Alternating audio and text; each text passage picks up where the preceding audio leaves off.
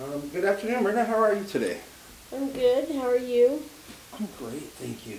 Good. Wish the sun was out again. The last couple of days have been pretty nice, but Yeah. Go from shorts and flip-flops to jeans and boots and a sweater today. right, feel like an Eskimo, really. I got in the car and I knew I lived in Oregon because it was raining out. When I got in the car, the air conditioning was blasting. So. Yeah, it seems like lately Mother Nature has a bit of schizophrenia. Yeah. How have you been doing besides that? Oh, there's been a few things going on. I've been under a little pressure and a dilemma concerning an old friend. Would you like to tell me about it? Yeah, well, his name's John. He's been a friend for about 28 years. And 8 of those years, we actually lived together and he helped me raise my daughters. And we had a great relationship. And his brother lived in St. Louis, and his wife took off and left him with a little baby. And so his brother wanted to move down there, and I wasn't going to take my girls down there and take them away from their dad.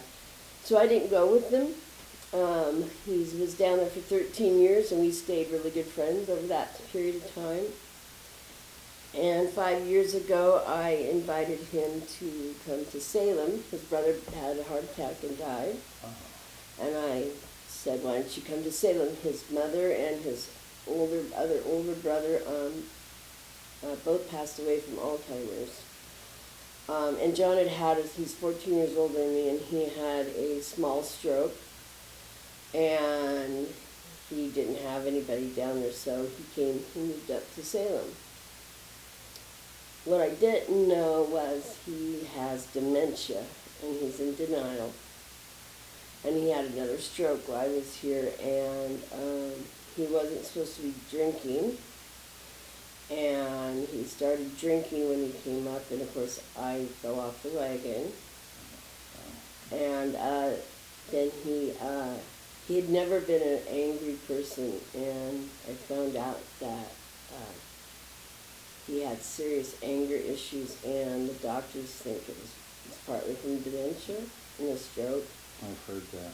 And so he beat me up a couple times, ended up in jail for 7 months.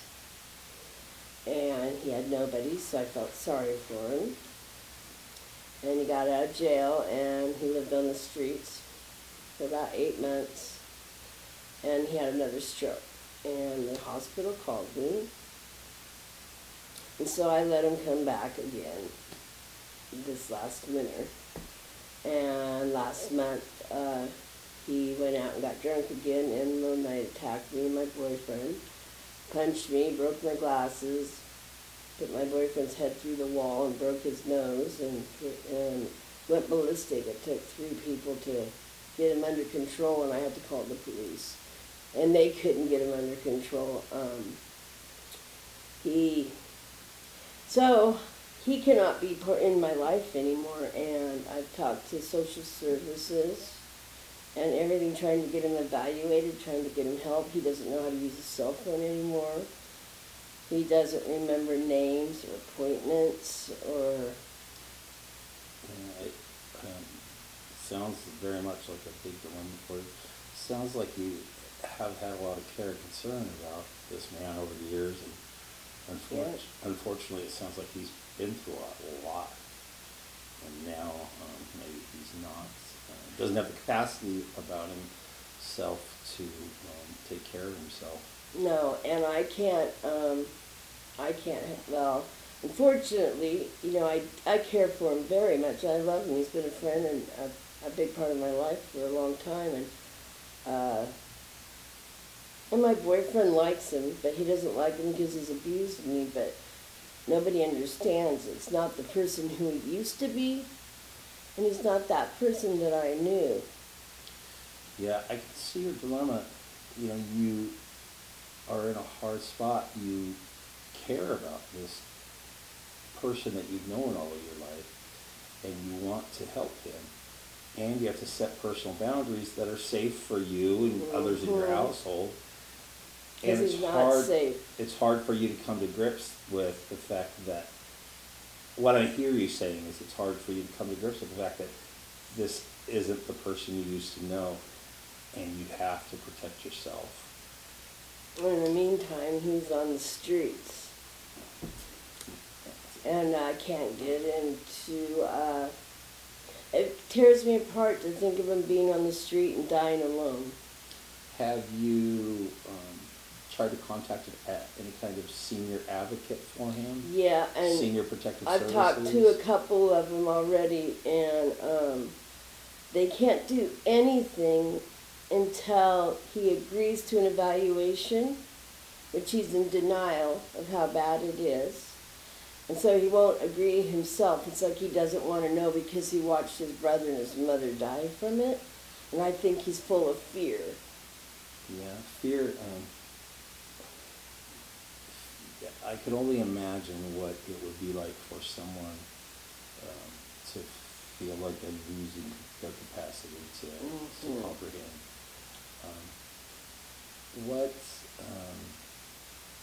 What have you been told is available out there for someone? Absolutely nothing. Is he? That's why I'm in a dilemma, because I want to help him, but everybody else around me is telling me to stay away from him. And it's killing me to not help him, because we don't, the police told me and the doctor said, he could snap at any time, and I may not be as lucky next time. Absolutely. And so, because I'm thinking about trying to take him places and trying to get him to some Social Security, but he won't agree to any kind of evaluation, because I told him if he did some evaluation, maybe he could get some housing or some help. Do you think that you could be an advocate for him without seeing him? Do you think, do you think you could be an advocate for him? They said I had to I needed to have him sign something before it started. The problem is, like I said, he's in denial of what's happening to him, or he knows, and because of his fear level, he's ignoring it. Instead of, and it's getting to the point now he's not bad enough that I can make those decisions for him. And then if he gets bad enough, since I'm not married to him, he has to sign something saying I can make decisions for him when he gets bad. But he doesn't want to admit that he's getting bad. And what's sad is it's someone I care about, and you don't want to see someone you care about sleeping outside in a sleeping bag and, having nothing, nobody to care about, no friends, and he doesn't do drugs or anything, and he's out there in a rough crowd. What I hear you saying is you're really concerned about his well-being. Mm-hmm. Where do you place your well-being on the scale of, is it as important to you as his is?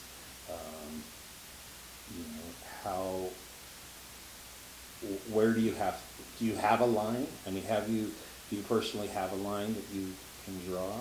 Well, I know that some of like I said, the doctor and the social service lady said that they understand how hard it is on me, but that I do have to protect myself, and I feel really bad what he did to my boyfriend, and I have to accept that.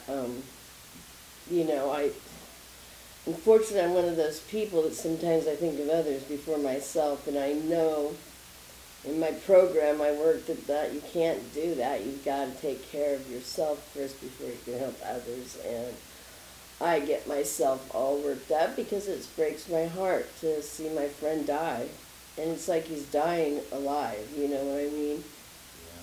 Yeah, I absolutely can identify with you, Donna, because on the one hand I hear you saying you care about this person, you don't want to see him hurt, you don't want to see him out of the streets, you don't want to see him taken advantage of.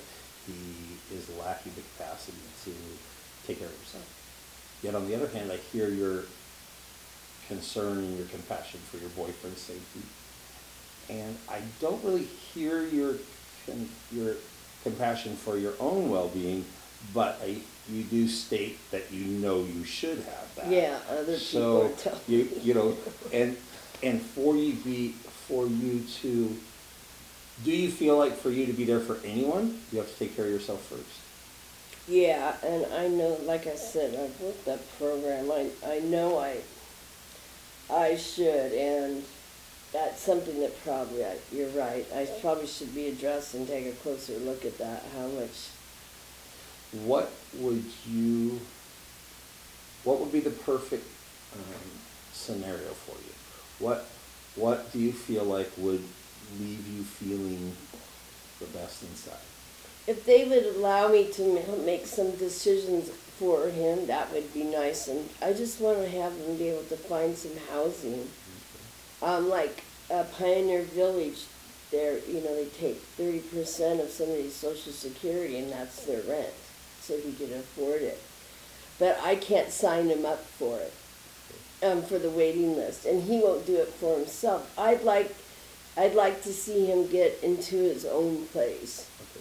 and then I'd be able to check on him, or have social services have somebody go check on him or something.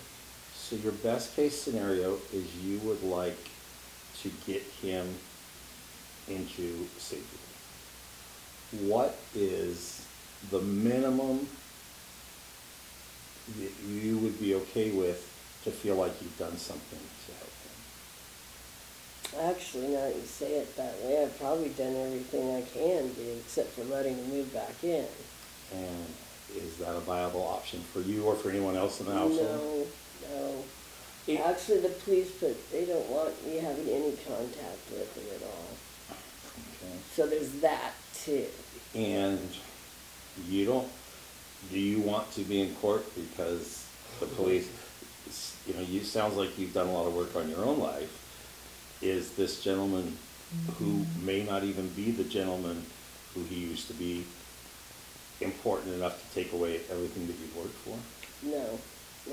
And I also was thinking too, if he got into his own place, am I endangering other people? What if he starts forgetting, like towards the end before he left, he was forgetting things like he'd light a cigarette in the house with a burner and then forget to shut it off. When he's not supposed to smoke in the house too, I wake up at 1 a.m. and you can smell the burner, And I'm thinking too, if he got into his own place, he could be dangerous to other people in the complex. Yeah, it sounds... It's a terrible dilemma. Sounds to me like the best scenario for him would to be in a controlled environment where there's people capable of dealing with a dementia person. And you've talked a little bit about your programs and such. So do you feel you're able to change someone else? Well, I'd like to think so, but I'm not very good at it.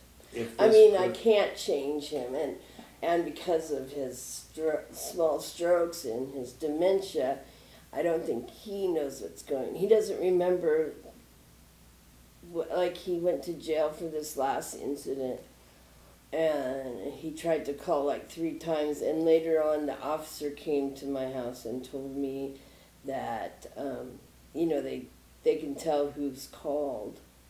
And the officer came to my house and told me that he was trying to get a hold of me because he didn't remember what happened and why he was in jail. So, and the thing is the social service people, they just don't. Don't they have, does your county's jail have mental health people that work in it? Yeah, they don't care. He's actually in Lincoln County, they didn't care. Oh. I know that they blamed it on the alcohol. Okay. I know that the women that I did talk to, they've put in notes of what I've said that have been passed on to West Salem Clinic where he has doctors. And so they said what the best thing that could happen is if he ends up at the hospital or if he goes to the doctor, there'll be a red flag to try to identify this. Have you reached out to the doctors yourself? No, they can't. I can't. They won't do it because of confidentiality.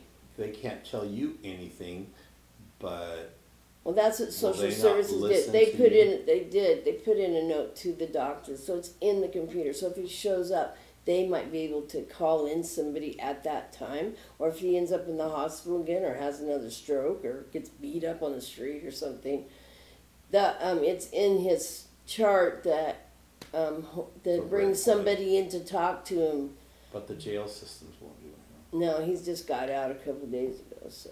That must be very frustrating for you. Yeah, he's back on the street again. I've seen him walking around a couple of times, and I can't do anything for him. So it's just driving me nuts. And so So, that's why I want to do some counseling, because I can't let this affect me. And absolutely. there's nothing. My hands are tied. It's not my fault. What are you doing on your own to try to stay healthy through this? And are Well, you trying to do anything to? I've made some appointments with some other counselors, two beside you, and I've just kind of been procrastinating on going that often because I'm so wrapped up in school, and I'm kind of using school and my recovery meetings as something to distract me. And Staying busy I've is talked to my spiritual advisor about this, and she's definitely concerned for my safety. So. safety. Your safety physically from him has to probably be your top concern from what you've told me. Mm-hmm. And